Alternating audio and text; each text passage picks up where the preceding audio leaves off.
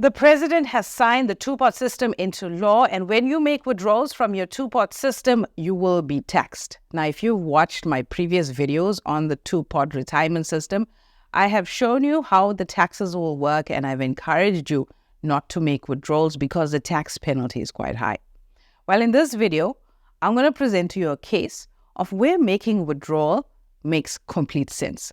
Remember that the content of this video is not financial advice. It's here to bring you some alternate thinking when it comes to your finances. And if you're new here, please consider subscribing if you would like to know about money in the South African financial system and how it all works. My name is Yolanda. I'm a wealth advisor, and it is my goal on this platform to give you easy, actionable tips, content, and strategies that you can use to manage money well, to live abundantly, and build generational wealth. I'm also the director of Solomon Wealth Management.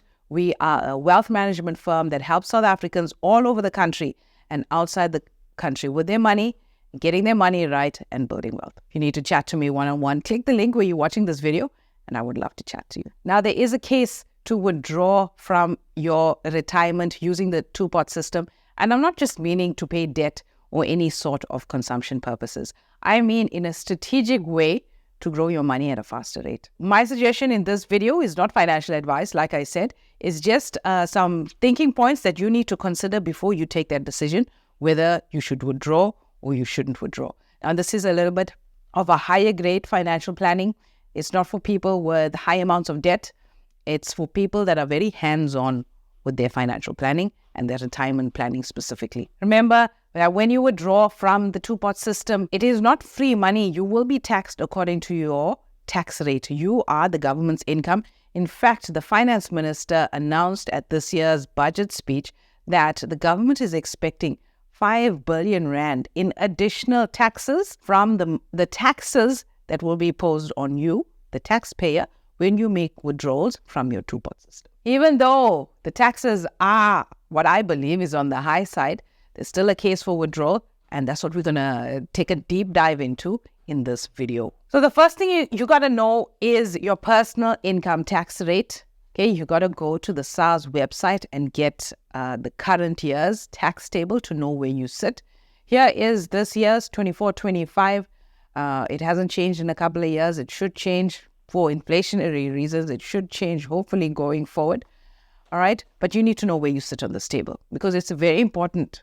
Whether you choose to use the two-pot system or not, you're earning money and you need to know where you sit in the system. If you don't know how to navigate this, please sit with your tax person. If you don't have a tax person, get a tax person to help you navigate the system, to help you navigate personal taxes and rebates and all of that.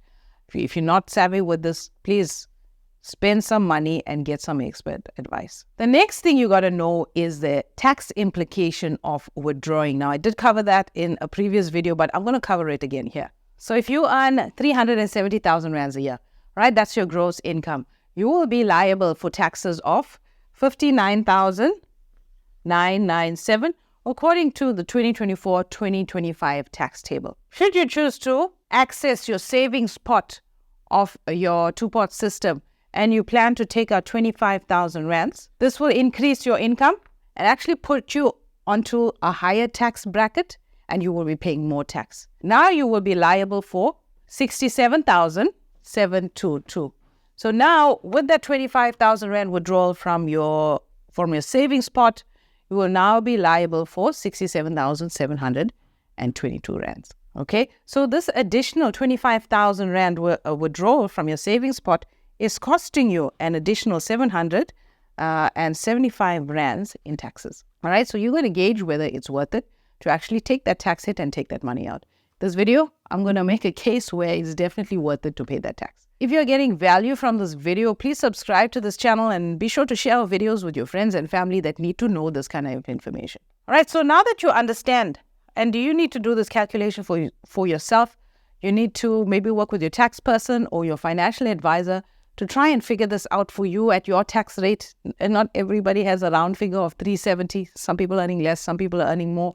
So you got to understand where you sit in the tax table. To come up with this decision whether to withdraw or not to withdraw, one, you got to understand your tax rate, how much taxes you are liable for. Then you got to understand how much you're going to withdraw from your savings pot, okay, and what that tax liability is going to be.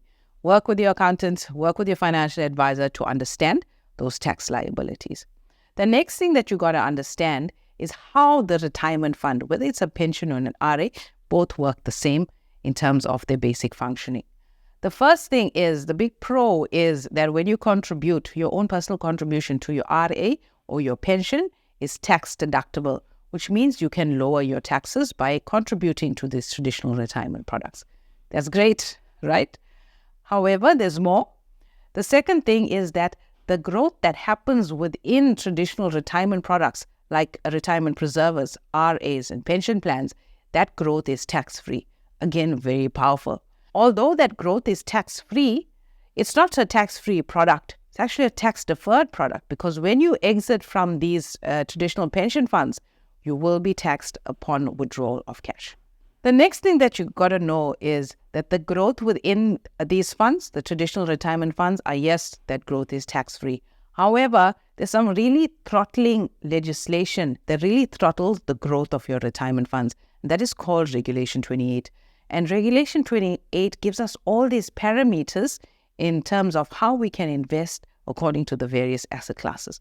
The painful one of Regulation 28 is where the government tells us that we can't put more than 45% of our retirement money offshore because they say it's risky. But in reality is the JSC is not really growing in dollar terms. And all of our funds are invested in the JSC. So essentially, our pension money is not growing in dollar terms. And why dollar terms is important? Because we buy oil in dollars. A lot of our imported goods are coming in dollars. And we need the rand to keep up its strength so these products are more affordable to us. If it doesn't, we're going to end up with a state of high inflation. And 1%, 2% here, it doesn't matter. But 10 years down the line, when you're counting that 1%, 2% when it comes to inflationary increases, it's quite a significant sum, especially if you have 10, 20, 30 years before retirement. It's all adding up. So the reality is, if you invested 100 Rand in the All-Z, the All-Share Index on the JSC, the current value of that today would be 360 Rands. And we're filming this in June 2024. That includes all the dividends and stuff that have been reinvested over the last 14 years. If you had invested $100 in the All-Z, that would be valued at $126 today. However, given that the Rand weakened from 6 Rand 62 to the dollar to the very high 18 Rands, some change to the dollar today, you'll actually see some growth, but the buying power of the Rand has greatly reduced. If you invested in US dollars into something like the S&P 500 in December 2010, by the end of March 2024, that would be worth $539. All right. So I'm giving you these numbers and these comparisons to show you that really the JSC has not been growing. Your retirement is in the JSC, and why that Regulation 28 is really throttling your growth. And that is a big consideration of why you should consider withdrawing as much as you can from your pension funds, taking the tax hit and putting it into investments that are growing outside of Regulation 28. Because once it's outside Regulation 28, you can control where it goes into, in what currency it goes into. All right, now you can't control the markets, but you have control of where you put your money. And that's a very powerful thing to have. So let's look at a bunch of scenarios and how we can make this work for us. So scenario 1, you don't withdraw. You leave those funds, that $25,000, you leave it in there in your traditional retirement funds, and that funds will continue to grow tax-free.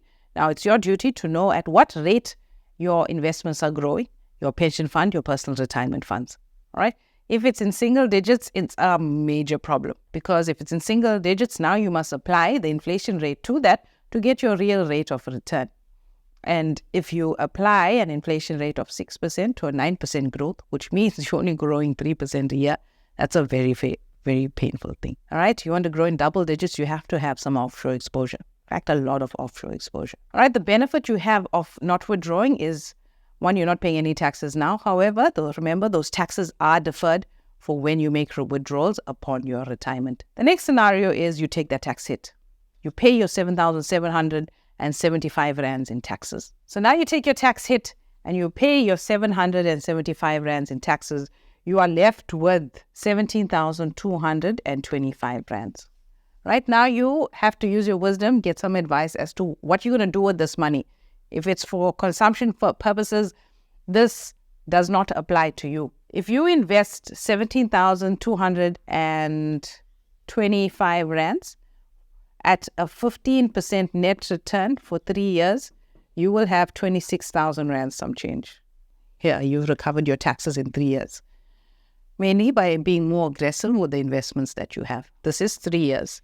Now, if you invest for 10 years at a net return of 15%, your 17,225 has grown to 69,684. Over 15 years, the same 17,000 has grown to 140,160 rands. Over 20 years, that same 17,000 has grown to 281,913 rands. One, compounding is a powerful thing. Finding a net return is a challenge, okay? The net return will be your return minus your fees and minus your taxes. All right, to get something like this, you got to know your investment wrappers. You need to know your taxes. You need to be following the markets. However, this is possible. I'm getting this. My clients are getting this. Very, very possible. All from paying your 7,775 rands in taxes, you can get that. All right, and this will be outside of your retirement money. You can access it at any time. However, to get this kind of money, one, you got to have some discipline. Right? You got to know your taxes. You got to know the markets. You got to understand asset classes. You got to understand the tax wrappers. Right? That's essentially what you need to do to make this work for you. Right? So it's certainly doable. Hopefully, I've shown you a case where, yes, it's worth paying that 7,000 or whatever the tax is for the withdrawal you're going to make, to take it out and to put it into vehicles outside of Regulation 28 to grow at higher rates than what your current pension is currently growing at. I would love to help you with this. Click the link where you're watching this video and we can chat to you one-on-one.